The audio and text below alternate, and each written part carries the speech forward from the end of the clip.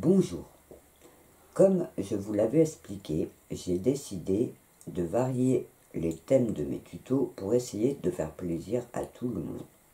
Dans ce tuto, je vais vous reparler de poupées de chiffon.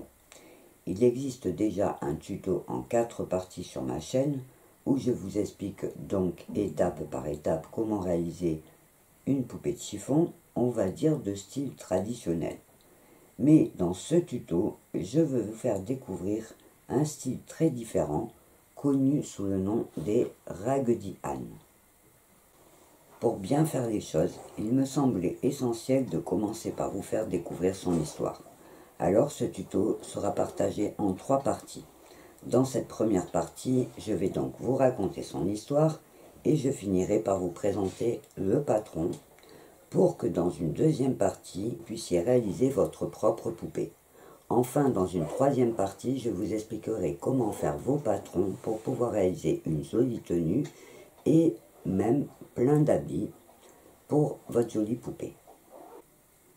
Avant de commencer à vous raconter son histoire, il faut que je précise que, comme pour toutes les histoires anciennes, il existe beaucoup de versions, notamment sur le net.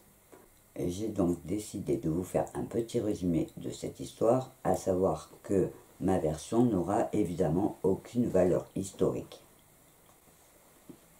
L'histoire se passe dans les années 1900, on va dire entre 1910 et 1930 aux États-Unis. Une petite fille, Marcella, qui est en train de jouer dans un grenier, trouve une vieille poupée de chiffon. Cette poupée était tellement ancienne que son visage avait disparu. Alors elle prend la poupée et court voir son papa, qui est un auteur américain, Johnny Gruelle.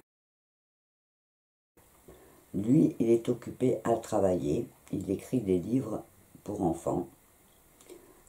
Donc la petite fille montre la poupée à son papa, tout excitée, en se plaignant parce que justement, elle n'a plus de visage.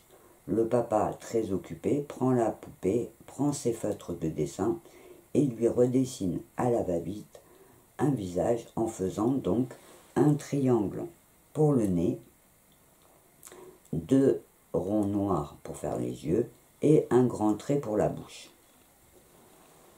Cette petite fille tombe amoureuse de cette poupée et ne la quitte plus.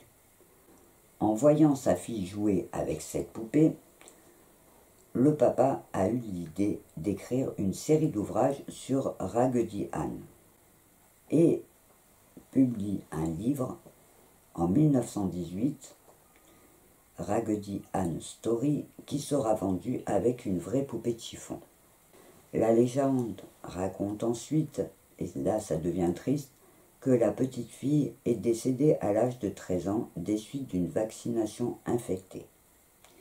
Et c'est tout naturellement que M. Gruelle a choisi de prendre Raggedy Ann pour emblème pour sa campagne anti-vaccination.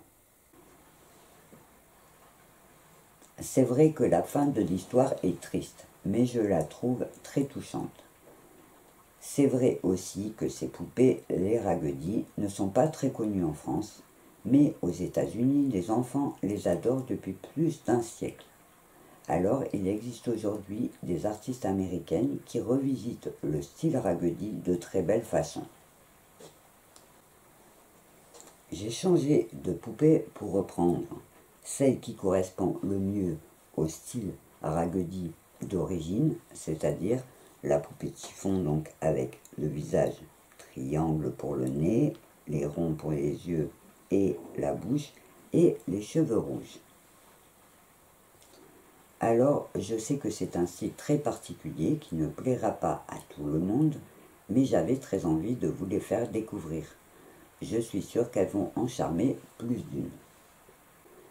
Techniquement, elles présentent l'avantage d'être très faciles à faire et vous pourrez jouer sur les expressions de son visage selon la taille et l'écartement de ses yeux, selon la taille du nez et suivant la taille de sa bouche, vous pourrez lui donner des expressions très différentes.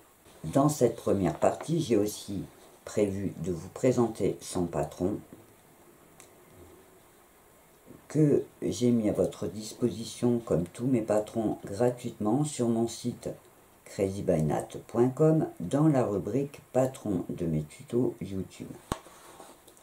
Il vous suffira d'enregistrer l'image dans votre ordinateur et ensuite de l'imprimer. Si vous voulez la même dimension que moi, vous pourrez faire en pleine page, mais ce patron vous permettra évidemment de jouer sur la taille si vous voulez en faire une plus petite ou une plus grande. Donc, comme vous le voyez, ce patron est très simple. Elle présente la particularité d'avoir la tête qui est déjà attachée au corps et vous avez une jambe et un bras.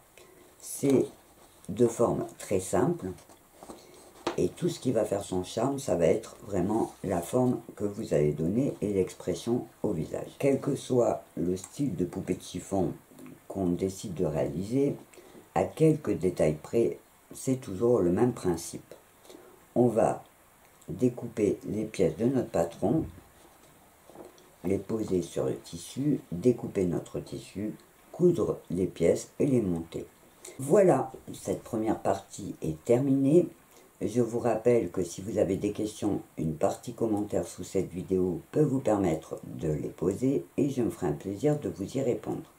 J'en profite pour ajouter que cette partie commentaire sous la vidéo peut aussi vous servir pour me laisser vos impressions et je me ferai un plaisir de les lire. Je vous donne donc rendez-vous dans la deuxième partie de ce tuto pour vous expliquer étape par étape comment réaliser votre première ragudie.